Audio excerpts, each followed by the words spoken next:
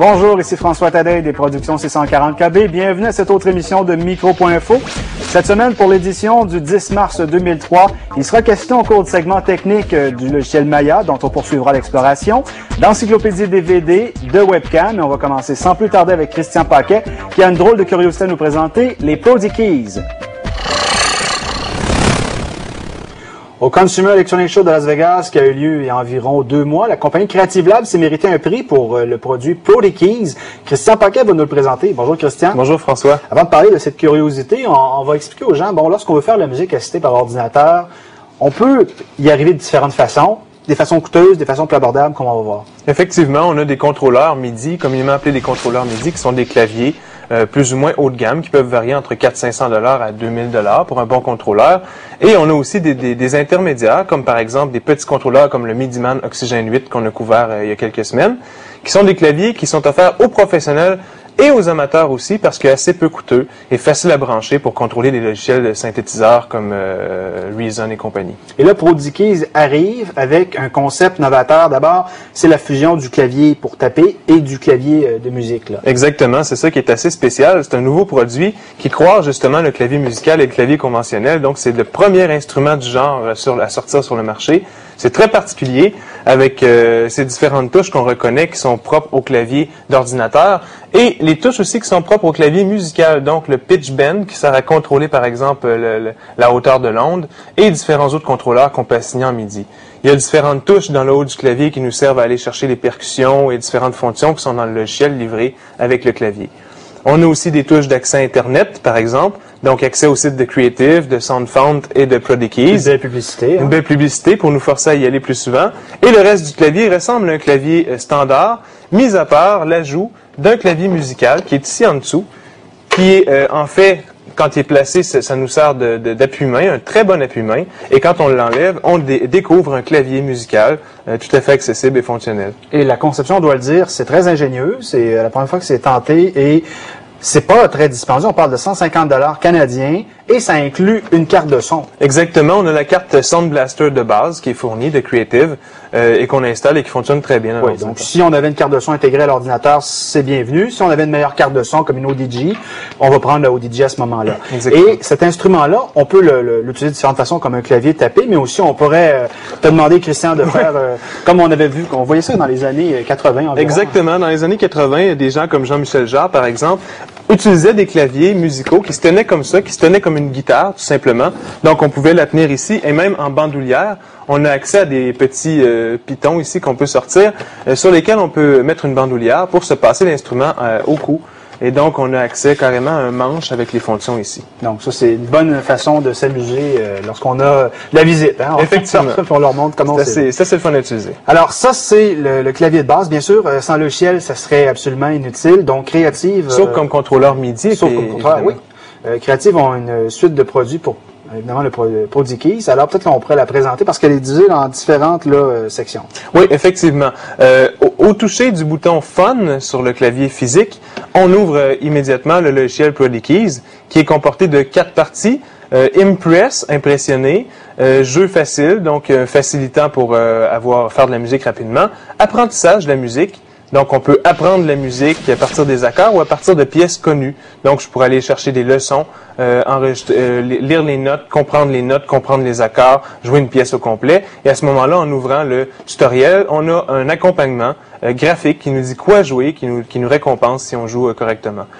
On a aussi un mode de performance où là, on a accès à toutes les fonctions du logiciel, le séquenceur et ainsi de suite, et on peut enregistrer les performances, solliciter les sons, parce que non seulement le clavier qui est en bas nous sert à faire de la musique, mais aussi toutes les touches qui sont ici nous servent en haut à solliciter des percussions, faire appeler des samplings, des échantillons, des choses comme ça. On le voit dans l'interface visuelle, comme par exemple, la lettre Q, c'est piano 1. Exactement. Donc, si je fais la lettre Q, immédiatement, j'accède à un piano qui est actuellement croisé avec des cordes. Donc, je vais désactiver les cordes parce qu'on peut gérer plusieurs instruments à la fois. Donc, je n'ai que le piano actuellement. Donc, je peux jouer du piano, je pourrais jouer de l'orgue, de la guitare, avec la molette. Donc, on a vraiment le contrôle sur les instruments. Et dans le mode Impress, même, on a aussi on peut appeler des échantillons pour monter des pièces complètes dans le style qu'on veut. Donc, par exemple, on peut aller dans le hip-hop, par exemple, et aller solliciter des échantillons directement, qui sont quand même très intéressants, très le fun pour le jeu. Je vous dis, c'est rien de comparable avec un clavier Casio, par exemple, qu'on entendrait là. Un petit clavier pour le même prix aurait pas autant de fonctionnalités que le logiciel nous en amène. OK. Évidemment, bon, on peut apprendre, on peut s'amuser, et on peut aussi vraiment là faire des choses qui sont peut-être difficiles à faire avec Casio, justement. Parce que là, exemple, je vais te montrer les Fun Tunes. Oui, dans les Fun Tunes, par exemple, on a sur les touches attribuées des percussions, des accompagnements de base et tout ça, et on les appelle comme on veut. Ça, c'est le mode encore facile, où on peut, par exemple, prendre une ballade. Donc, actuellement, j'ai les percussions qui jouent. J'ajoute la basse. Je peux ajouter l'accompagnement. Donc, c'est moi qui contrôle ce qui est. Et ce, dans n'importe quel style musical. Donc, par exemple, je pourrais y aller en musique indienne, aller chercher de la musique typiquement indienne et là, solliciter des échantillons.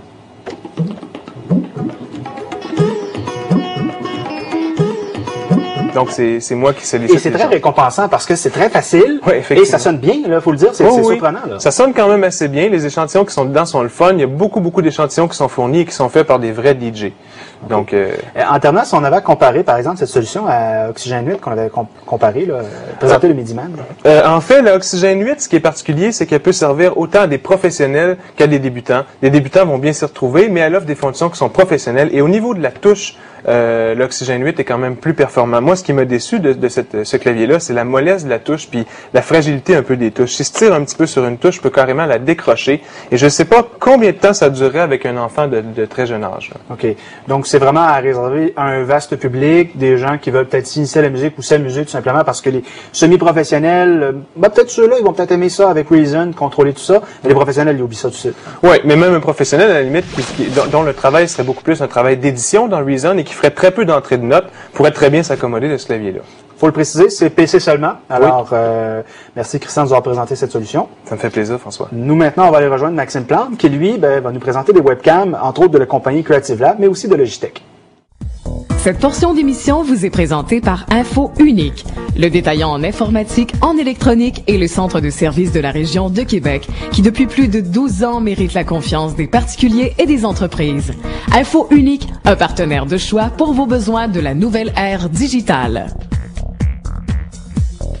Bonjour Maxime. Salut François. Alors tu reçois des produits des compagnies Creative et Logitech dans les gammes de produits d'imagerie. On va d'abord regarder ce que propose Creative de nouveau.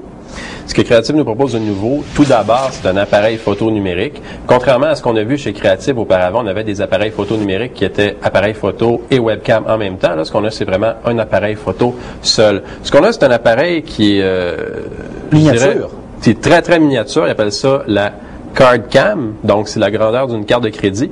Et c'est un appareil photo qui a malheureusement pas de flash, qui est très limité en fonctionnalité, avec lequel on peut prendre à résolution maximale 26 photos. On n'a pas de carte de mémoire amovible, même on n'a pas de batterie amovible là-dessus. L'appareil se charge quand on le connecte au port USB sur l'ordinateur. Il fonctionne relativement bien pour ses fonctions, mais est limité par ses capacités techniques. Donc, pour plus de $100, c'est un appareil photo qui est dispendieux pour ce qu'il nous offre comme technologie. Et c'est pas quelque chose qu'on pourrait utiliser, quelqu'un qui voudrait aller en voyage et se prendre des beaux souvenirs, par exemple. Oui. C'est plus pour des adolescents qui veulent peut-être s'amuser avec ça. Parce que quelqu'un qui veut s'amuser et qui a de l'argent. Oui, parce que la qualité est assez médiocre dans les photos. Oui, oui, oui. C'est pas, disons que c'est pas le produit de l'année pour Creative. OK. Ils ont un produit qui est peut-être plus intéressant, qui est une webcam, qui est la Webcam Pro EX. Peut-être nous en parler. Creative avait toute une gamme de webcams, mais surtout appareils photo. C'est vraiment webcam. C'est ça. Creative, eux, s'enlignaient surtout sur les appareils photo webcam, mais ils ont quand même des webcams de base. On a 2 webcams aujourd'hui qui sont des webcams pour spécifiquement pour les ordinateurs portables. Donc, ça veut dire qu'on peut installer la webcam sur l'écran de l'ordinateur portable. On a une de Creative et une de Logitech. toutes les webcams qu'on a ici aujourd'hui ont des CCD de 640 par 480 et il y a une interpolation logicielle dans la plupart de ces webcams-là qui vont nous donner des résolutions mégapixels. Mais bon, ça reste de l'interpolation, c'est pas du vrai mégapixel, ce sont des CCD de 640 480. Ce qu'on a chez Creative, c'est un rapport qualité-prix acceptable qui va donner quand même une image un petit peu granuleuse si on l'utilise dans un environnement moyennement sombre. Mais bon, on a notre bague de focus et notre bouton pour ouvrir le logiciel, donc toutes les fonctionnalités sont là sur cette webcam-là. Il y a juste la base qui pourrait être retravaillée un petit peu pour être un peu plus adaptée à n'importe quel laptop. Comme on l'utilise avec un portable, on peut aussi l'utiliser sans portable, mais le câble, est-ce qu'il est correct? Un peu long, là, tu vois qu'on a un câble qui est quand même assez long. C'est parfait si on veut l'utiliser sur un ordinateur de table, mais sur un portable, avoir un câble de plus de 4 pieds, là, c'est un petit peu inutile, on s'enfarge dedans. Tandis que si on s'en va chez Logitech, eh bien là, on a une très belle webcam pour portable avec un CCD qui a une meilleure qualité que chez Creative. Le câble est plus court de ce côté-là. Donc, on a la petite boîte pour le transport. On a un câble qui est environ à peu près 2 pieds. 2 ou 3 pieds, oui. Donc, ça nous permet de le brancher à l'ordinateur portable et puis quand même de ne pas trop l'avoir dans les jambes. Elle est assez particulière au niveau là, de son installation. Là. Ça, c'est la QuickCam for Notebooks Pro qui se vend environ 160 $. Exact. Donc, les petites pattes. Elle a un microphone intégré, une belle bague de focus et puis sur la bague de focus, il y a un point de référencement. Donc, quand on sait qu'on doit mettre, supposons, la bague de focus à 2 heures pour avoir un bon focus sur son ordinateur portable, on le met à 2 heures. On peut avoir un point de référencement, c'est bien. Et le microphone est intégré, comme je disais. Elle donne une très belle qualité d'image comparable à ce qu'on retrouve sur la QuickCam Pro 4000. Ça vient toujours de logiciel. D'ailleurs, les webcams qu'on va parler ensuite de Logitech, c'est à peu près les mêmes modèles qu'on connaît, qui ont juste changé un petit peu de nom et de technologie. Mais c'est surtout les logiciels qui ont un petit peu évolué. Hein? Les logiciels de Logitech ont beaucoup évolué sur le plan technologique à l'intérieur. Donc, ils n'ont pas retravaillé l'interface, mais ils ont ajouté la fonctionnalité de zoom automatique. Par exemple, si je suis devant mon ordinateur et puis que j'active la fonctionnalité de zoom automatique, le logiciel va venir cadrer mon visage en faisant un zoom logiciel, si on veut, sur l'image. Et puis, quand je vais bouger, le logiciel va me suivre automatiquement.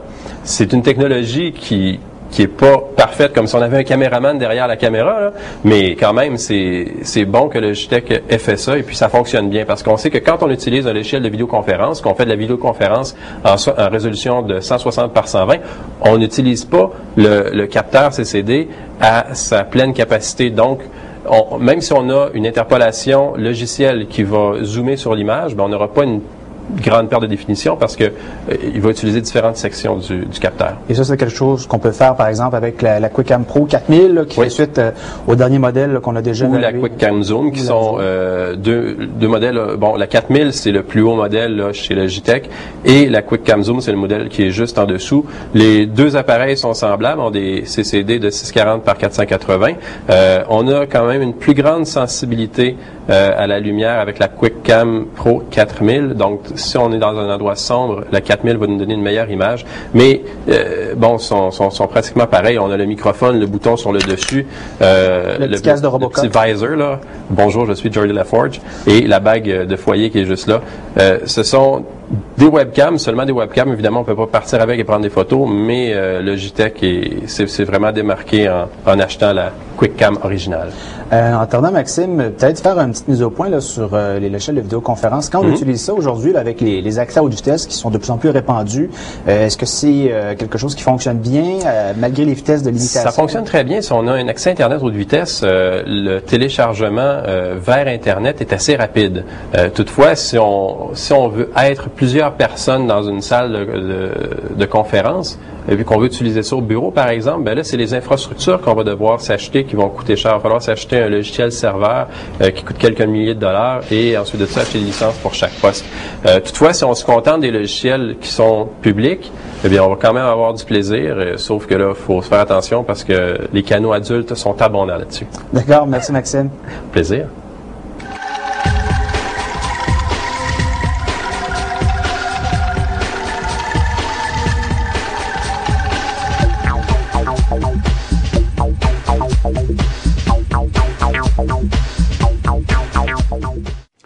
Je vais maintenant vous parler d'encyclopédie multimédia. Dans ce marché, on retrouve différents joueurs. Certains sont des éditeurs qui avaient des encyclopédies papier depuis bon nombre d'années et qui les ont numérisées. C'est le cas de Britannica, d'Universalis, qu'on va voir d'ailleurs. On a aussi ceux qui fabriquaient des dictionnaires et qui se sont tournés vers les encyclopédies. C'est le cas de Larousse, c'est le cas de Hachette aussi qu'on va voir. Et évidemment, il y a les compagnies qui sont parties à partir de zéro, donc Microsoft, qui ont fondé leurs encyclopédies. C'est le cas d'Encarta, qui est le leader dans ce domaine-ci, très compétitive comme encyclopédie, au contenu qui est un peu limité parce qu'évidemment, c'est une encyclopédie qui se bâtit au fil des ans. La force d'Encarta, ça a toujours été l'interface, les menus, l'interactivité. Eh bien, force est de constater cette année que la compétition a pris beaucoup de notes parce que les encyclopédies se ressemblent de plus en plus. Ce qui va les différencier, c'est leur contenu, leurs exclusivités. Si on regarde l'Encyclopédia Universalis version 8, qui est disponible en DVD et sur 6 CD-ROM, si vous avez ce format-là, c'est 200 $ en partant, donc c'est la plus dispendieuse. Mais il faut le dire, c'est le plus vaste fonds documentaire en langue française, soit l'intégralité des textes de l'encyclopédie. Ça représente 52 millions de mots. Bon, qu'est-ce que ça veut dire grosso modo? Eh bien, c'est environ le double en contenu d'à peu près toutes les autres encyclopédies qu'on connaît sur le marché. C'est 30 000 articles signés et ils sont fouillés, ces articles-là, très détaillés par environ 4000 auteurs. Il y a énormément de liens Internet très intéressants, un dictionnaire et aussi des références bibliographiques internationales. Cette année, dans la version 8, les outils de recherche ont été revus et corrigés. On a la classification, ou appelée arbre universalis pour une recherche thématique. Donc, on a environ une vingtaine de thèmes ainsi que des sous-catégories pour s'y retrouver. On a l'assistant de navigation pour se guider dans tous ces contenus encyclopédiques qui est quand même bien fait. Une chronologie a été aussi ajoutée. La médiathèque, quant à elle, est riche d'environ 20 000 documents multimédia. Beaucoup de photographies, environ 75%. Il y a des dessins scientifiques et techniques. Il y a surtout des entretiens vidéo cette année qui sont très intéressants avec des scientifiques. Une bibliothèque rassemblant 600 œuvres clés, des analyses d'œuvres d'art. Ça a d'ailleurs été la grosse force des dernières versions de Encyclopédia Universalis, c'est-à-dire qu'on avait des parcours thématiques très intéressants sur l'art. Donc, on visitait par exemple des galeries et là, on avait des peintures qui nous étaient analysées, décortiquées par des spécialistes. C'est très intéressant. C'est encore le cas. Ça a été pas du tout actualisé de ce côté-là. Le volet qui a été le plus actualisé, c'est le volet scientifique, comme je le mentionnais. C'est vraiment la science à l'honneur dans cette version 8. Il y a 10 thèmes scientifiques majeurs qui sont traités sous forme d'itinéraires et de découvertes. Ça inaugure, dans le fond, des entretiens avec des personnalités, je dis bien, françaises, donc des spécialistes de différents domaines scientifiques, que ce soit l'astronomie, la médecine. C'est même des gens qui ont, dans certains cas, gagné des prix Nobel. Et les entrevues sont très bien réalisées, environ 5 à 10 minutes en durée. Vous avez toujours des liens qui apparaissent à côté des entrevues. Donc, si vous voulez aller plus loin, immédiatement, vous cliquez sur ces liens-là. Vous revenez ensuite à l'entrevue qui est au même endroit. Donc, c'est exceptionnel comme ouvrage. La bibliothèque s'est vraiment enrichie aussi dans cette version-là. Elle regroupe 4 grands thèmes: économie, littérature, philosophie, sciences humaines et sociales. Donc, c'est pas des livres qu'on vous présente qui sont entièrement contenus. Donc, on parle d'analyse de livres. Donc, si vous n'avez pas lu des livres de Dostoïevski, par exemple, la littérature, ben, vous avez une analyse qui vous a expliqué. Ce qui peut être très utile si vous êtes étudiant dans ce domaine-là. L'atlas historique, c'est peut-être une des forces plutôt, excusez-moi, de cette encyclopédie-là, parce que contrairement à l'atlas géographique, qui lui est une faiblesse, l'atlas historique est très intéressant et vous permet de suivre l'évolution, par exemple, des guerres, comme les croisades, donc vous avez pu voir les mouvements de population, toutes sortes de choses qui sont propres à l'histoire. Comme je disais, l'Atlas des pays, lui, ben, c'est des cartes qui sont un petit peu dépouillées, donc il n'y a pas beaucoup d'informations. On peut zoomer, mais à un niveau quand même assez bas. Ça mériterait d'être vraiment là, retravaillé, même si c'est en vectoriel, donc quand on se rapproche, c'est encore très clair, ben, il manque d'informations. En particulier, si on consulte des cartes comme Québec, on va voir qu'il n'y a pas de grandes villes qui sont sur la carte. Il y a quand même très peu de détails aussi de ce côté-là. Mais c'est quand même un excellent produit. Si je vous parle de l'Encyclopédie Larousse Universelle 2003, qui elle est sur un DVD ou 5 CD, qui coûte 70 $ seulement, c'est une des encyclopédies les plus compétitives pour le prix et c'est bienvenu de la part de Larousse qui avait fêté son 150e anniversaire l'an dernier et qui se remet de son expérience qui était l'encyclopédie Cléo qui nous avait fait il y a environ 2-3 ans qui était un désastre au niveau de la navigation. Là maintenant, cette encyclopédie-là de Larousse, elle est organisée correctement. Il y a cet espace de connaissances, donc l'encyclopédie, les médias, la classe, les statistiques, la chronologie, les citations et la grande nouveauté, l'espace périscolaire. Elle couvre tous les champs du savoir, l'interface Et presque sans reproche, il y a des petits défauts qui mériteraient d'être améliorés, qui rendraient la navigation plus évidente. Entre autres, les menus de défilement verticaux sont à la gauche, ce qui n'est pas habituel. Ils devraient être à la droite. Mais la grande force, c'est l'espace périscolaire, qui est vraiment pour les étudiants et les parents.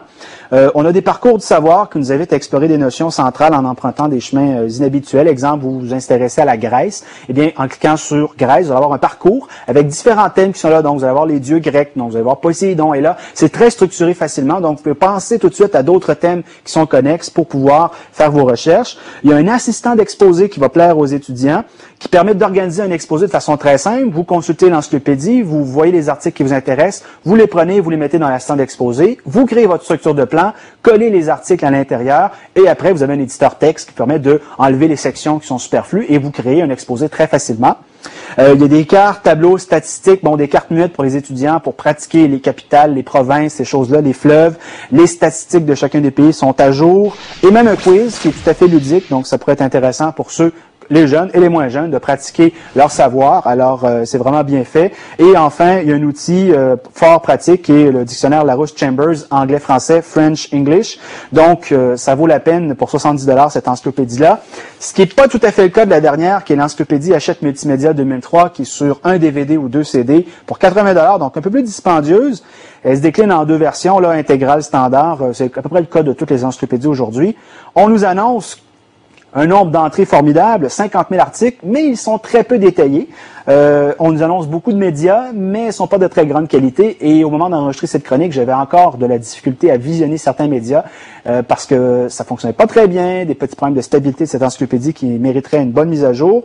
La grande force, ce serait peut-être, dans le fond, l'Atlas, qui est quand même bien fait dans cette version-là, qui va être pratique pour les collégiens, qui donne un bon aperçu de la Terre, géographique, géopolitique, tout ça. Mais en dehors de ça, à part peut-être la mosaïque qui permet de construire l'encyclopédie de manière novatrice, vous avez toutes sortes de petites images et vous cliquez sur une et ça vous amène un article. Et c'est tout le temps de manière aléatoire. Ça, il y avait aussi dans une autre des encyclopédies. Donc, c'est assez limité comme contenu. Ça vient quand même avec le dictionnaire Hachette Oxford bilingue anglais-français, French-English. Donc ça, c'est quand même bien pour les étudiants. Mais cette année, je vous dirais que dans tous ces produits-là, Universalis remporte la palme pour le contenu et l'encyclopédie universelle Larousse avec Encarta, ce sont 2 concurrents qui, face à face, sont à armes égales pratiquement aujourd'hui, mais encore une fois, un petit avantage Encarta au niveau de l'interface. Je vous dirais que l'an prochain, la bataille va être beaucoup plus sérieuse et les différences vont être encore beaucoup moindres. Maintenant, on va rejoindre François Lemay qui va faire sa suite sur la chronique de Maya.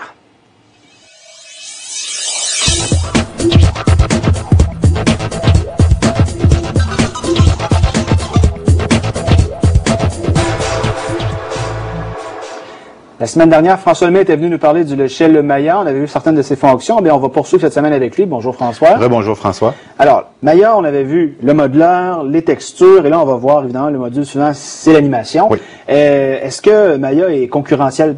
Concurrentiel, oui. Le meilleur, non, en animation, évidemment. Je dirais que 3D Studio Max 5, Softimage sont encore une petite coche en avance par rapport à ce que Maya peut faire en animation. Mais comme je disais, le 3D, c'est un monde qui est très vaste. Maya a d'autres qualités qui sont, par exemple, la modélisation ou le Paint FX qu'on va voir plus tard. Mais Maya, quand même, tient la route en animation. C'est mieux que beaucoup de logiciels à très bas prix ou de moyenne qualité, pardon. Mais si vous voulez des choses très, très, très avancées, comme les Animation Mixer qu'on va appeler, c'est une fonctionnalité qui permet de sauvegarder un bout d'animation, de la réappliquer, bref, un peu comme on ferait avec des bandes de films, c'est des choses qu'on peut pas encore retrouver dans Maya. Alors, l'animation comme telle, ça utilise généralement des squelettes pour les personnages, ouais, entre autres. C'est le cas de Maya. Peut-être nous en parler aussi, des notions aussi de kinétique inverse, ces choses-là, c'est pas toujours clair pour les gens. Ça. Non, évidemment, il y a plusieurs façons d'animer un modèle, un personnage, un corps, peu importe. Évidemment, la façon qui est la plus connue, c'est celle d'animer, c'est ce qui est le plus glamour, si on veut, c'est animer des personnages. Donc, pour ce faire, on va créer un squelette à 3 dimensions, à laquelle on va venir appliquer certaines parties du corps. Donc, on va dire que le joint numéro 8, qui est le coude, va venir s'appliquer sur le corps ici. Là, on va pouvoir appliquer une rotation de la jointure en tant que telle. Évidemment, c'est des fonctions qui sont très, très complexes. Maya les fait très bien pour ce qui est de l'inverse kinématique. Qu'est-ce que l'inverse kinématique? C'est une façon d'animer qui est très naturelle, qui permet, par exemple, de créer un squelette pour une jambe ou un bras. Et au lieu d'avoir à paramétrer chaque mouvement une image à la fois. Ça nous permet de tirer carrément sur un point. Et là, tout le reste du bras va suivre dans un mouvement qui est beaucoup plus naturel. Le principe des marionnettes, dans le fond. Là. Tout à fait. Donc, Maya le fait très bien, ça aussi. Évidemment, il y a l'animation par ce qu'on appelle en anglais le keyframing, c'est-à-dire, on va choisir une image clé, mettons, au degré 0, où une sphère va être située à tel endroit. À l'image 24, va être située à un endroit différent. Et là, Maya va interpoler. Sur la ligne du temps, tout ça. Évidemment, oui. OK. Une fois qu'on a fait notre animation, que ce soit une animation ou même un simple modèle, on doit faire un rendu pour pouvoir visionner. Alors, comment ça fonctionne dans Maya? Un rendu, normalement, on va appeler ça un rendu par lancer de rayons, par ray tracing. C'est ce qu'il y a de plus commun. Il y a d'autres moteurs de rendu, mais le ray tracing, c'est ce qu'il y a de plus utilisé en 3D. C'est tout simplement que le logiciel va calculer la position de la lumière qui va frapper un objet et qui va être réfléchi vers une caméra. Donc, comme la lumière réelle, finalement. Par contre, au lieu d'avoir un calcul qui se fait vraiment à partir de la lumière, ça se fait à partir de la caméra. Donc, la lumière part de la caméra, touche l'objet, on calcule, c'est éclairé, et on revient. Plus la scène est grosse, plus elle est complexe, plus elle est lourde, plus c'est long faire un rendu. Une belle image, là, une vraie belle image de type film, ça peut prendre des heures, des dizaines d'heures à faire le calcul de une de ces images-là sur des parcs informatiques incroyables. On se souvient, à l'époque, qu'on parlait de films comme Jurassic Park qui avait été fait, ça prenait quasiment des semaines à rendre des séquences. Là. Ça, c'est pas. Aujourd'hui, évidemment, avec la force des processeurs qui a augmenté, la mémoire qu'on peut mettre de plus en plus en grande quantité, les cardio qui sont plus rapides, on sauve quand même du temps aujourd'hui. Là, c'est plus rapide. Je dirais que non, on sauve pas de temps parce qu'on en demande plus. Ah, parce que c'est plus compliqué maintenant. Oui, on en demande plus, des effets de fluide, par exemple. On va rendre des océans, de l'eau. On va faire des particules, donc des objets qui vont être calculés par le logiciel de façon aléatoire ou mathématique. Donc, on demande beaucoup plus de travail au logiciel pour évidemment atteindre un réalisme qui est beaucoup plus grand, plus important. Donc, c'est pas nécessairement, oui, c'est moins long globalement, mais pas beaucoup moins long rendre une section de film que ça l'était il y a 10 ans, par exemple, parce que comparer les résultats, par exemple, d'un film comme Shrek au premier Toy Story, vous allez voir qu'il y a une grosse différence en termes de qualité de rendu. Malheureusement, là, Maya ne fait pas le poids, mais pas du tout, pour son moteur de rendu qui est intégré. Softimage vient avec un des meilleurs moteurs de rendu qui est développé par une firme allemande qui s'appelle Mantle Ray. Ce moteur de rendu-là, on peut l'acheter évidemment à gros frais et l'intégrer à notre logiciel. Il y a aussi Renderman de Pixar, la compagnie qui a fait justement Histoire de jouets, donc qui est un des moteurs de rendu les plus connus et les plus appréciés. Mais avec la version 4.5, il est possible de télécharger gratuitement le moteur de rendu Mantle Ray, enfin, et avoir un moteur de rendu qui permet de faire de l'illumination globale. Donc, par exemple, simuler une lumière du soleil qui vient de tous les endroits en même temps, de façon beaucoup plus réaliste.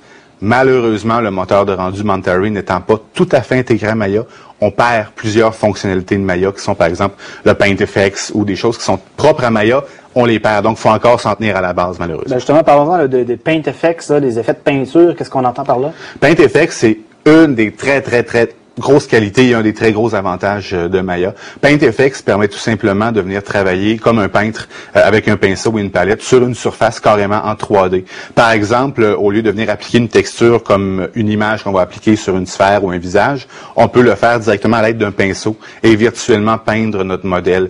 Mais on peut aussi appliquer des textures 3D. Donc, par exemple, si vous voulez mettre, je sais pas, des cheveux sur Michel Matt, vous pourriez le faire avec PaintFX. Donc, vous prenez votre tête en 3D et là, vous venez appliquer avec votre pinceau votre cheveu que vous avez prédéterminé de telle longueur, telle couleur et tout. Vous pouvez même animer les textures en PaintFX. Là.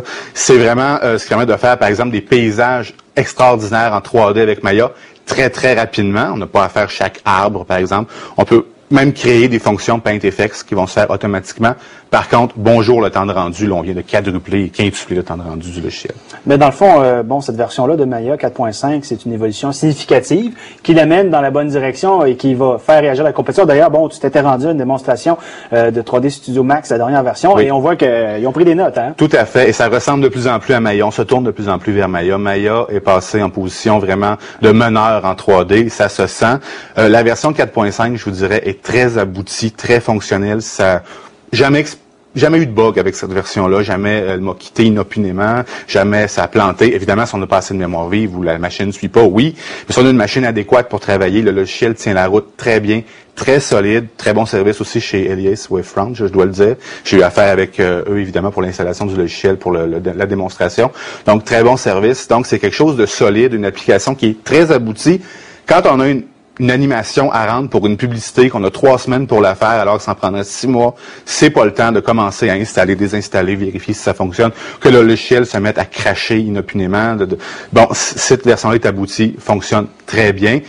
Softimage et 3D Studio Max, par contre, sont pas très loin derrière. La compétition est féroce et c'est tant mieux, un peu comme dans le monde des jeux vidéo. C'est ce qui permet de faire progresser le logiciel. Évidemment, on parle aussi de chute de prix énorme. Des suites de logiciels qu'on vendait il y a 10 ans, 75 000 $ pour des stations Indigo. Non, là, on parle, la vraie grosse version de Maya, c'est 6 999 US. Mais même celle à 1 999 US, c'est pas un jouet, là. Et en plus, si on le dit la semaine dernière, si on veut pas la pirater, on peut la télécharger gratuitement. Aucune raison de la pirater, Maya. Je trouve que c'est une très belle innovation sur la Personal Learning Edition, donc sur le site web de eliaswavefront.com. Vous allez le trouver sur le site web d'ailleurs de micro.info. Vous allez pouvoir aller chercher le logiciel de façon gratuite et tout apprendre. Qu'on vienne pas me dire, ouais, mais il y a ça que je voudrais faire. Écoutez, c'est pour faire un démo, pour trouver un emploi. Les employeurs, s'ils voient Elias Wavefront ou Maya 4.5 écrit sur le rendu, ce qui intéresse les autres, c'est ce que vous pouvez faire avec le logiciel. Petite note aussi que quelque chose que j'aimerais mentionner.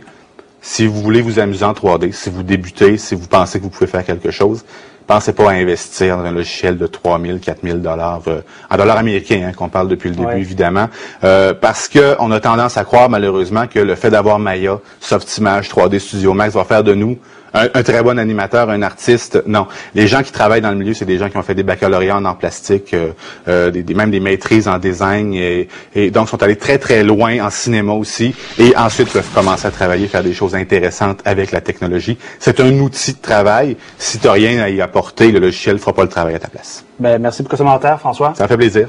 Maintenant, on va vous présenter les créations de la semaine dans le cadre du segment Affichez vos pixels. Affichez vos pixels vous est présenté par le Centre national d'animation et de design.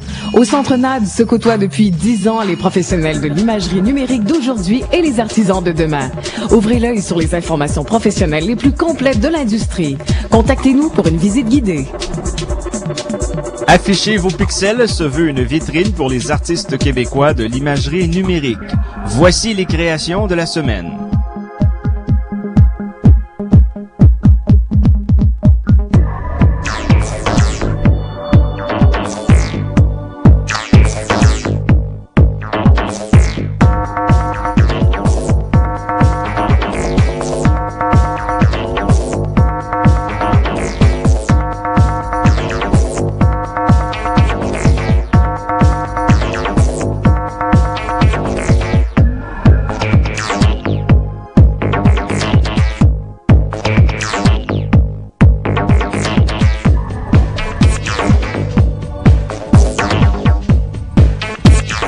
Pour obtenir des informations additionnelles ou soumettre des images, écrivez à l'adresse suivante. D'ici quelques jours, Nintendo va lancer la console Game Boy Advance SP. Donc, on a pensé vous présenter cette semaine au cours du segment jeu des jeux pour cette console portable, mais aussi une entrevue sur le jeu Praetorians. Mais on va commencer tout de suite avec Frédéric Dubois, qui a jeté un coup d'œil au jeu Command & Conquer Generals et Tom Clancy's Splinter Cell. Le jeu Splinter Cell s'est vendu très bien sur Xbox durant le temps des fêtes. Plus d'1 million de copies de jeu ont trouvé preneur en Amérique du Nord. Eh bien, l'exclusivité est terminée pour la console Xbox parce que maintenant, on retrouve le jeu sur PC. On le retrouvera sur d'autres consoles bientôt. On va en parler avec Frédéric Dubois ainsi que d'un autre jeu dans quelques instants qui est Generals dans la série Command & Conquer. Bonjour Frédéric. Bonjour François. Alors, Splinter Cell, ça a été un très gros vendeur. C'est ce qui a permis à la Xbox de vendre beaucoup de consoles durant les fêtes. Pouce à la Xbox dans le Noël, oui. Et ça a aidé parce que c'était un jeu attendu qui a livré la marchandise. Oui, tout à fait. Maintenant, il débarque sur PC, donc l'exclusivité est terminée pour la Xbox. Maintenant, la plupart des joueurs qui ont un ordinateur vont pouvoir savourer l'aventure de Sam Fisher sur PC. Essentiellement, Splinter Cell est identique. Sauf évidemment le camion de Saint-Hubert qu'on retrouvait à la fin de la première mission, qui venait récupérer notre héros, qui est un petit clin d'œil en fait que les développeurs avaient fait à Saint-Hubert. Ça avait fait quelques vagues dans les médias, mais donc on a décidé de retirer le logo, on a mis tout simplement un camion blanc. Pour le reste, c'est pareil. On retrouve l'aventure de Sam Fisher, qui est un agent de Échelon 3, une unité tactique spéciale de la NSA, donc qui va, par l'entremise de ses missions, s'immiscer dans les différents conflits mondiaux qui opposent les Américains avec toutes les conspirations qu'on y connaît. Donc, c'est une série de missions qu'on accomplit. Oui. C'est le même nombre de missions qu'on a sur la console Xbox. La première chose que les gens vont dire, au niveau des contrôles, une manette, très important. Oui, c'est sûr que c'est ma crainte que j'avais au départ en essayant Splinter Cell sur PC. Ça se fait très très bien. Les contrôles sont bien adaptés. Évidemment, la vue se contrôle avec la souris tout simplement. Et les contrôles classiques, les touches WASD au clavier, donc toutes les touches, les fonctionnalités qu'on retrouvait sont même plus facilement accessibles avec le clavier et la souris. Donc ça, c'est un très bon point pour Splinter Cell en version PC. Maintenant, pour les graphiques, la Xbox, c'est sûr qu'on joue sur une télévision avec une résolution qui est quand même limitée. On arrive sur un PC, on peut mettre ça dans toutes sortes de résolutions sur notre carte graphique. Qu'est-ce que ça donne comme résultat? C'est très, très beau. C'est un des plus beaux jeux qu'on peut voir qui était très, très beau sur Xbox, qui est aussi beau sur PC. Des fois, quelques textures qui manquent sont un peu moins convaincantes. Évidemment, les résolutions sont plus hautes, donc tout est plus clair. Donc, on voit quelquefois quelques petites lacunes, mais c'est très minime. La plupart du temps, c'est très impressionnant. Le système d'éclairage et d'ombre est tout aussi beau ce qu'on avait vu sur Xbox. Oui, et les effets de lumière, c'est ce qui avait vraiment vendu ce jeu. On parlait beaucoup de prouesses techniques à l'époque, mais ça prend plus que des prouesses techniques pour convaincre les joueurs. Et le jeu a de la viande autour de l'os. Il est agréable. Sam Fisher peut faire toutes sortes de choses. Oui, plein d'acrobaties, des armes, que ce soit les lunettes nocturnes, les lunettes thermiques, différents gadgets comme les caméras qu'on peut fixer au mur pour avoir une vue autre, par exemple, pour pas se faire voir des agents ennemis. On colle une caméra dans l'autre couloir à côté. Donc, c'est plein d'éléments très, très interactifs. Au niveau des cascades, on peut sauter, s'agripper, descendre avec une corde, une échelle. On peut faire évidemment le fameux split jump qui nous permet de se positionner dans le corridor en sautant sur les murs. Donc, c'est très, très impressionnant. C'est très amusant, ça, il faut le dire. Encore faut-il le rappeler que c'est le travail d'une équipe québécoise. Oui. Ça a été développé à Montréal par Ubisoft. Ça a été élu meilleur jeu de l'année Xbox l'an dernier. Et ça commence bien l'année sur PC pour avoir ce type de jeu parce que c'est un genre qu'on connaît peu parce que c'est un jeu furtif et ça, il n'y en a pratiquement pas sur PC. Là. On a habitué des shooters, des jeux de tir massifs, mais là, c'est beaucoup plus discret. C'est un jeu plus calme un peu. Il faut prendre son temps à exécuter la mission. Souvent, c'est échec-erreur. On essaye, on rate notre coup, il faut recommencer jusqu'à ce qu'on trouve ça la bonne façon. C'est peut-être un peu ce qu'on reproche à Splinter Cell, c'est que souvent, faut seulement trouver la bonne façon. Il y en a plusieurs, évidemment, mais c'est un petit peu limité à ce niveau-là. Ce qui est peut-être décevant de Splinter Cell, c'est qu'évidemment, il n'y a pas de mode multijoueur. Donc, un coup que c'est terminé, c'est à peu près 9 missions, en plus de la mission d'entraînement, la première. Donc, on se limite à ça. Ensuite, mais ça reste un très bon jeu, mais c'est sûr qu'il n'y a pas d'élément vraiment de rejouabilité. Ceux qui ont la version Xbox vont pouvoir se mettre sur la date de la mission bientôt, parce que ça, c'était une des exclusivités de la Xbox, d'avoir du contenu téléchargeable via Xbox Live. Tout à fait. Via Xbox Live, le 14 mars, il sera possible de télécharger la mission Colacel, pardon. Donc, c'est un plus qui va être exclusif à la Xbox, aux joueurs de la Xbox qui possèdent aussi Xbox Live, évidemment. Donc, ils vont pouvoir télécharger cette nouvelle mission complète. C'est vraiment inédit. Donc, à ce moment-là, on va pouvoir se lancer dans toute une nouvelle aventure. Et le jeu va être aussi disponible sur les autres consoles au courant du PlayStation 2, GameCube et GBA. On va maintenant parler d'un jeu PC qui, lui, était très attendu. C'était le nouveau titre de la série Command & Conquer qui a commencé en 95, donc il y a quasiment déjà 8 ans. Alors, c'est Generals. Cette fois-ci, rien à voir avec Tiberian Sun, avec Red Alert 2. C'est une nouvelle série. C'est tout nouveau. C'est en 3D. Donc, un nouvel environnement un peu, si on veut, pour l'équipe de Westwood, anciennement Westwood, parce qu'on sait que ça a été dissous, si on veut. C'est EA qui a racheté tous les droits. Donc, la nouvelle équipe, l'équipe, en fait, qui a travaillé sur Generals, se sont plongés dans un univers tout en 3D. C'est très réussi. Vraiment, les graphiques sont beaux. Au niveau des villes, c'est vraiment impeccable. C'est pas très lourd, donc c'est à peu près équivalent à ce qu'on avait retrouvé avec Warcraft 3. Donc, souvent, on fait les comparaisons entre les deux parce que c'est deux gros jeux de stratégie temps réel qui se compétitionnent entre eux. Donc, Generals, les villes sont impeccables, les ponts se détruisent. Il y a beaucoup de choses, d'éléments scriptés, évidemment. Donc, ça dépend des missions. Par exemple, on nous a souvent montré la mission avec les barrages qui explosent et on voit l'eau déferler sur les villages. Donc ça, c'est très bien fait. Par contre, on peut remarquer que les unités à pied, donc les soldats, sont grossièrement modélisés. C'est sûr que si on zoome très, on va voir qu'il y a à peine quelques polygones qui rendent ces unités-là, mais la plupart du temps, on joue à une distance assez éloignée pour avoir une bonne vue globale. À ce moment-là, ça paraît pas du tout. Ce qui est un peu particulier dans ce jeu-là, c'est le contexte dans lequel il se déroule, qui nous fait penser tout à fait à la situation dans laquelle on est actuellement. Et ça en est même des fois un petit peu de malaise. C'est un petit peu embarrassant quelquefois parce qu'en effet, il y a 3 clans, la Chine, les États-Unis et les GLA. Donc c'est pour Global Liberation Army. Ce sont des terroristes, tout simplement, qui attaquent là, les paysans, qui attaquent évidemment les Américains et les Chinois. C'est sûr que quand on regarde le contexte actuel, des fois, il y a beaucoup de choses, d'éléments ressemblants. On s'est inspiré beaucoup de ce qui s'est passé dans le passé, notamment ceux qui ont vu le film Black Hawk Down, qui est tiré d'un fait vécu. Donc, souvent, on reprend des émissions et ça ressemble beaucoup à ce qui s'est produit.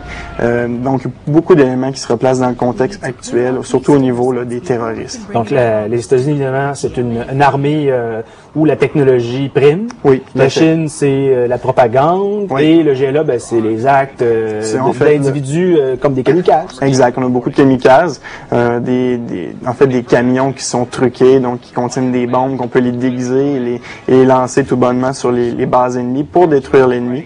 Donc c'est beaucoup d'éléments dans ce genre-là, surtout les Chinois qui sont très attaques massives, donc beaucoup d'éléments, des chars d'assaut ultra puissants. Donc ça c'est vraiment intéressant. Aussi les Américains qui sont un peu mieux balancés au niveau du reste, au niveau de l'infanterie et des armes, des tanks et des véhicules. On notera par contre dans General, on n'a pas d'unité navale, donc tout se passe sur terre ou dans les airs. Faut le mentionner, bon, on a les 3 clans, on a 7 missions par clan. Oui. Et le niveau de difficulté, si on le règle pas à un niveau assez acceptable, ça peut être rapide. À normal, là, c'est assez facile. On peut finir l'émission en dedans ça va de 20 minutes à 1 heure, là, tout dépendant de la mission qu'on a effectuée. Certaines sont beaucoup plus dures. Mais par exemple, quand on compte qu'il y a environ 7 missions par clan, c'est pas très long à terminer la campagne solo. Évidemment, les gens vont se rabattre sur le multijoueur ou les skirmish, là, qui est vraiment, on peut jouer contre l'ordinateur. Ça peut aller jusqu'à 8 joueurs. C'est très intéressant à ce moment-là. Il s'agit là de jouer entre nous. C'est les modes classiques, évidemment.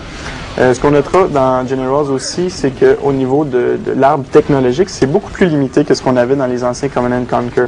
C'est-à-dire qu'il y a beaucoup moins de véhicules, moins d'unités, moins de soldats, donc moins de types de soldats. Certains, par contre, sont plus spécialisés, comme les Chinois qui ont les hackers qui peuvent aller pirater des véhicules ennemis, désactiver, voler de l'argent.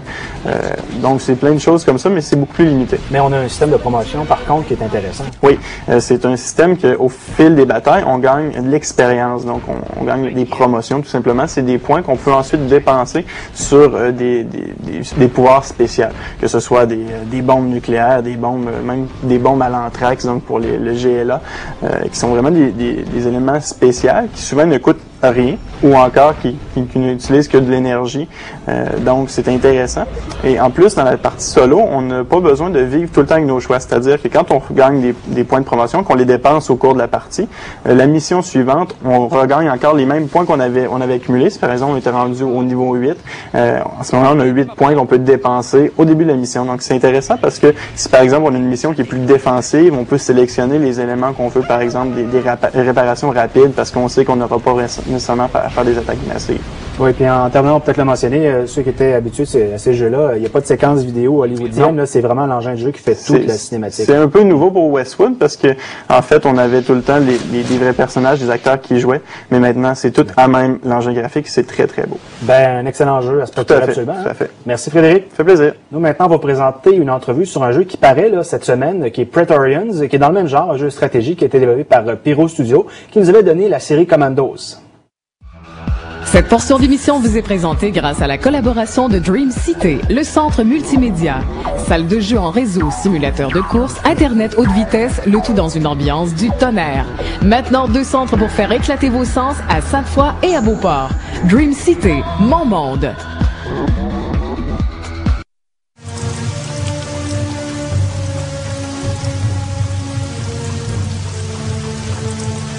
Javier Arevalo, hi. Pyro Studios is working on Praetorians. What can you tell us about this real-time strategy game? Praetorians is a pretty unique real-time strategy game. It's set on the Roman Empire times, back in the times of Julius Caesar, and we are basing all the missions on the campaigns of the real campaigns of Julius Caesar. And as regarding the gameplay, the main idea that we had was that we wanted to bring the strategy back to the real-time strategy game genre, because we felt that most games were making too much emphasis on resource gathering and economic management, city building. So in Praetorians we have completely de-emphasized that and concentrated on the action. If we talk about the combat system, I guess it's going to be really focused as again on strategy, on formation and stuff like that. Yes, and we are making a heavy use of formations for the Roman troops. And in Praetorians, formations are not just there for changing the location of the units, but rather when I say heavy infantry takes the formation of the turtle formation, the whole nature of the unit changes. They are heavily protected against arrows. They move very slow. They cannot combat because they cannot move out of the formation, but they don't have to engage in combat. They can go through any enemy formation. So it's completely different. It's not just a matter of shape. Since you're focusing the game on the Roman Empire, did this give you much liberty when you decided which type of units you use? Because you don't have magic and stuff like that. It's very historically accurate. Yes, it's definitely historically inspired, and we have not included any type of magic elements. We have exaggerated some of the realistic elements in order to make them more intense, to make for more intense gameplay. But that's the extent of it. Let's see. Regarding the units, the player has the basic types of units that existed back at the time. Heavy infantry, light infantry, pikemen, archers, cavalry, different types of cavalry, and then we also added some very special types of units that have limits in how many the player can have, but they are powerful. For example, the player can train a troop of gladiators and actually take them into combat. These guys are very powerful, move really fast, but they are so aggressive you can never pull them out of combat. They will just keep fighting and fighting until the end. So there are some very special types of troops like this that really spice things up. What can you tell us about the structures of the mission? It's campaign based, I guess? Yes, there is. The campaign, the single player campaign in Praetorians is composed of around 24 missions. We are not final on that number yet. And those missions are linear in the sense that they come one after the other. We are planning to do some to allow the player to keep his centurions, his military chiefs, from one mission to the next, so he can accumulate experience on them and then actually have better centurions. On the other hand, with a better centurion, the player is probably going to be much more careful when he thinks about risking him in battle. So there's a lot of balance there. Those missions are designed after real battles that happened during the Julius Caesar campaigns, and take the player through the campaigns in Italy. At some point, the Roman army rebels against Julius Caesar, this rebellion being led by Pompeo, and so the player has to defend the Roman army against this rebellion. And in the latter parts of the campaign, the player goes to the north of Africa and allies with the Egyptians and helps them fight all the surrounding tribes. So there is a lot of variety in these mission designs. Thank you very much, Javier. Okay, thanks a lot. Appreciate it.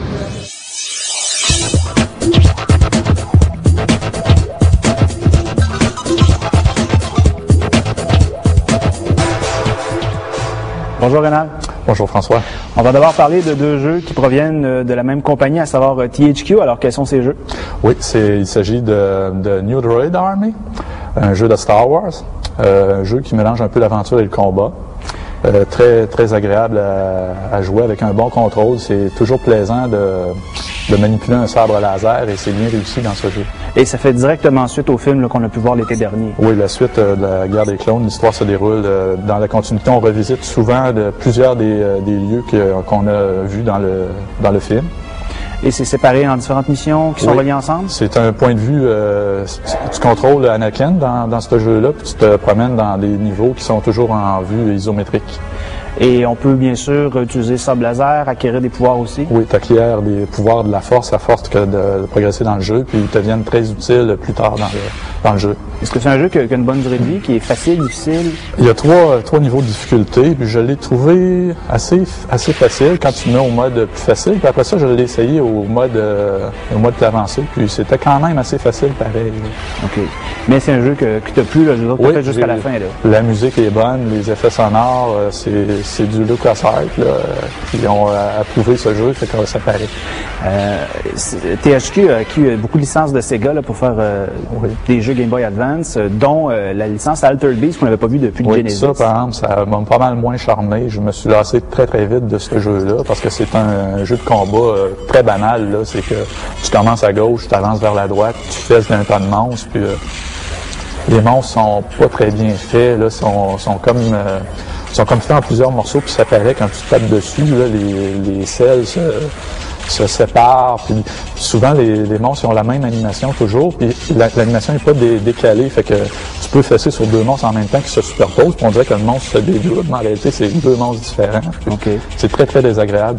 Le seul intérêt c'est peut-être les créatures qu'on peut incarner, dans lesquelles on peut se transformer. Oui, tu acquiers des pouvoirs que tu peux te transformer en Altered Beast, là, des loups-garous, mais ça arrive toujours vers la fin du niveau. C'est un peu avant de confronter un boss. Là, c'est comme un bonbon à la fin qui est pas très très si agréable que ça. Tu peux les conserver par exemple pour aller en mode multiplayer, ces apparences-là qui sont plus intéressantes. OK. Et là, on va parler de trois jeux qui proviennent d'une petite compagnie qui a pour nom Jaleco. On la connaît pas beaucoup. D'ailleurs, les jeux dont on va parler vont peut-être être difficiles à trouver en magasin. Il va peut-être falloir les commander sur Internet. Le premier qu'on pourrait parler, c'est Jazz Jackrabbit. Oui, qui avait été très connu sur PC quelques années, peut-être même 10 ans, je crois. Oui, environ. Fait que tu joues le rôle d'un lapin vert dans un jeu un peu de plateforme science-fiction. C'est bourré d'humour, ce jeu-là. Ton lapin il est vraiment armé jusqu'aux dents. Tu as des fusils, toutes sortes de fusils, des carottes explosives que tu peux lancer à tes ennemis. Puis l'humour là-dedans est très très bien intégré. Tu passes d'une mission à l'autre avec beaucoup de... T'es accroché puis il te laisse pas. Il y a beaucoup de plaisanteries que le Jazz Jackrabbit fait.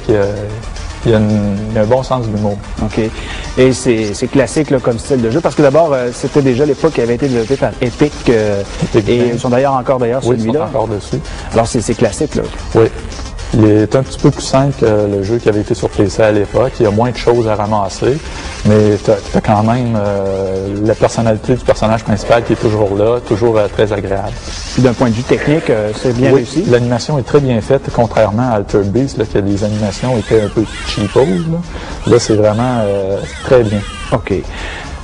L'autre jeu de Jaleco dont on va parler, c'est un jeu de rallye, Carnage Rally. Alors, parle-nous-en. Oui, c'est un jeu de course, mais de course-combat. Ça, c'est un style qui me plaît particulièrement parce que c'est pas seulement tourner en rond, c'est qu'il faut que tu élimines tes adversaires. C'est toujours plaisant, surtout quand tu as des options multijoueurs, là, comme c'est le cas dans ce jeu-ci. Le jeu prend vraiment toute sa saveur, mais aussi il y a un mode Quick Race que tu peux jouer tout seul contre des ennemis qui sont contrôlés par l'ordinateur. Mais le mode qui est le plus important, le fun aussi, c'est le mode carrière. C'est avec ça que tu peux développer débloquer des courses, des pistes, puis avoir de nouvelles voitures. Oui. Tu commences le jeu, tu conduis finalement avec la voiture de Fred Caillou. Oui, c'est pas très rapide. Ouais, mais c'est un conseil de commencer avec les voitures les plus lentes là-dedans. Ton chef de course, il dit commence avec les lentes, mais tu peux les améliorer après ça. Fait que t'as une meilleure adhérence à la route, tu peux aller plus vite. C'est une vue de haut là qui rappelle un peu des jeux comme Micro Machines, donc on a des petites voitures dans des environnements qui sont disproportionnés. Oui. Comment ça se contrôle? quand tu modifies pas ta voiture, ça se contrôle très mal parce que tu perds le contrôle de ta voiture puis tu te perds dans la brume par les personnes contre lesquelles tu joues. Mais quand tu mets la voiture à ta main, là, en ajustant les freins puis en ajustant tous les détails, là, tu commences à avoir vraiment le contrôle de ta voiture puis tu gagnes des courses. Puis quand tu commences à gagner des courses, c'est là que ça devient intéressant. Tu peux plus modifier ta voiture. Puis aussi le point de vue aérien, comme tu disais, c'est avec il y a des éléments 3D aussi qui sont intégrés, qui sont très intéressants. Des fois, tu vois des colonnes passer qui sont vraiment en 3 dimensions. Ça donne beaucoup de vie. Puis les niveaux sont très animés. Il y a des spectateurs, il y a des éléments de décor qui rebondissent quand tu les frappes. C'est très, très, très plaisant. Donc, un beau petit jeu de course. Et on va terminer avec un jeu de stratégie, cette fois-ci, qui s'appelle Sea Trader Rise of Taipan. Alors, parle-nous-en. C'est un jeu de marchandage et de gestion de ressources. Là, en réalité, tu es l'héritier d'une compagnie maritime, de transport maritime. Fait que faut que tu fasses prendre de l'expansion à ton marché. Il faut que tu développes des relations. Là. Ce jeu-là est toujours... c'est toujours des écrans des écrans plats que tu as devant toi. C'est que tu gères ton inventaire, tu t'en vas dans tel port, tu as des voyages de 3 à 4 jours, 2 jours, il faut que tu t'ailles d'un port à l'autre. Puis il faut que tu prennes des notes quand tu fais ces voyages-là, voir le prix des aliments que tu peux transporter, des marchandises. C'est très important. Fait que tu es souvent amené à recommencer au début, surtout de toujours recommencer pour prendre le jeu en main. Ça demande quand même beaucoup d'efforts. Mais quelqu'un qui est prêt à mettre ces efforts-là, à prendre des notes, puis à rêver à ça le soir quand il se couche, là, puis qui a beaucoup de plaisir à gérer beaucoup de choses différentes, et il va avoir du fun. Puis quand tu es en voyage, tu peux toujours être attaqué par des pirates, puis ça met un petit peu de piquant. Il y a plein des éléments aléatoires comme ça qui mettent du piquant dans le jeu. Rénal, merci beaucoup de nous avoir présenté ces jeux. Ça m'a fait plaisir. Nous vous invitons maintenant à visiter le site web de micro.info où vous trouverez toutes nos émissions en format Real Video, des liens et des compléments concernant celles-ci, des articles de fond, un forum de discussion et un service d'annonce classé. Le site web de Micro.info est hébergé grâce à la collaboration de Cybercat, une équipe d'ingénieurs œuvrant depuis plus de 5 ans dans le développement d'applications web et Palm OS pour les entreprises, et de Linux Québec Technologies, une firme avant-gardiste qui œuvre dans le domaine de la réseautique. Voilà, c'est ainsi que se termine cette autre édition de Micro.info. J'espère qu'elle vous a plu. Nous allons laisser sur les images du jeu Zone of the Enders de Second Runner qui paraîtra cette semaine sur la console PlayStation 2. Au revoir. Les éléments de décor ont été gracieusement fournis par Flymeuble et les équipements informatiques par Info Unique. 独立型戦闘支援ユニット、エイダです。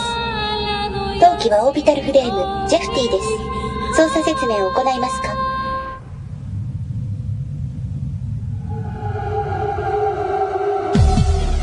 ここ半年で火星の事情は大きく変わったわ。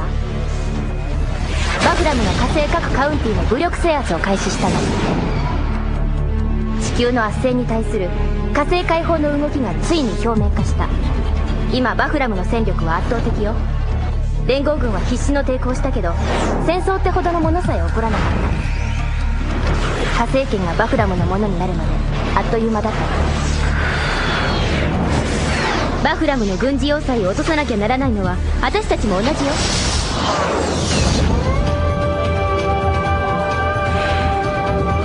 俺ら死んだんじゃないのか。あなたは今失った心肺機能を機械で補ってるわ。つまりあなたはジェフティを降りたら死ぬのよ。